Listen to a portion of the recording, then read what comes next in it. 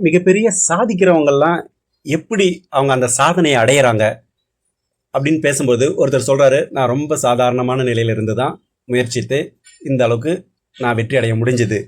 என்னோட வெற்றி எதில் இருந்ததுன்னா, மற்றவங்க ஜாலியாக பேசிக்கிட்டு பொழுது கழிச்சிக்கிட்டு இருக்கும்போது நான் ஒரு சின்ன சின்ன முயற்சிகளை எடுத்துக்கிட்டு இருந்தேன்.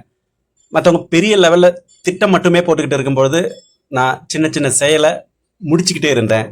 மற்றவங்க அவங்களுக்கான சரியான நேரத்துக்காக காத்துக்கிட்டு இருக்கும்பொழுது நான் என்னோட இலக்கை நோக்கி வேகமாக ஓடிக்கிட்டே இருந்தேன். இதுதான் என்னை மற்றவங்கள்ல இருந்து வேறுபடுத்தி காட்டியிருக்கலாம் அப்படின்னு சொல்லிட்டு பேசிட்டு இருந்தாரு. ஸோ நம்ம மனசில் முக்காவாசி நேரம் வாழ்க்கையில் நிறைய திட்டங்களை தீட்டிக்கிட்டு இருக்கோம். நமக்கு நிறைய நாலேஜ் இருக்குது, நிறைய திறமை இருக்குது, நிறைய ஸ்கில்ஸ் இருக்குது. அதில் எந்த டவுட்டும் கிடையாது, அது உண்மைதான். ஆனால் அது எப்போ சாதனையாக மாறும், வெற்றியாக மாறும்னா நாம் அதை செயல்படுத்தும் பொழுது தான். பெரும்பாலான நேரம் நம்ம தோற்று போகிறதுக்கான காரணம் இதுதான். நம்மக்கிட்ட திறமைக்கு பஞ்சமே கிடையாது. நமக்கு இல்லைன்னா கூட அதை கற்றுக்கிறதுக்கு நிறைய வழிவகைகள் இந்த காலத்தில் ரொம்ப ஈஸியாக கிடைக்குது. ஆனால் செயல்படுத்தினா மட்டும்தான் நம்ம வெற்றி ஒரு உருவமாக காட்சி அளிக்க ஆரம்பிக்கும்.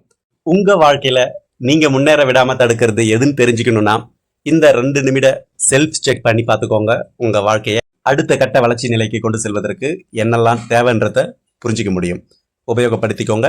மிக்க நன்றி.